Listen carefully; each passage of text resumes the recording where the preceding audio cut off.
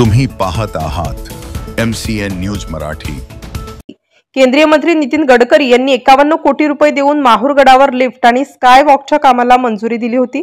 त्या अंतर्गत श्री रेणुका मातेच्या पायऱ्या चढताना उजव्या हाताला असलेले लघु व्यावसायिकाच्या उदरनिर्वाहाचा प्रश्न निर्माण झाल्याने प्रशासनाकडून संभाव्य पार्किंगच्या ठिकाणी गाडी निर्मिती करून त्यांना प्रतिष्ठान रिकामी करण्याच्या सूचना देण्यात आल्या आहेत।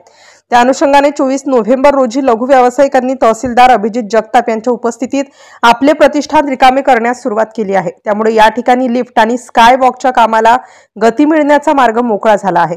हा प्रकल्प कार्यान्वित करताना गडाच्या पायऱ्या शेजारी असलेल्या लघु व्यावसायिकांच्या उदरनिर्वाहाचा प्रश्न निर्माण झाला होता।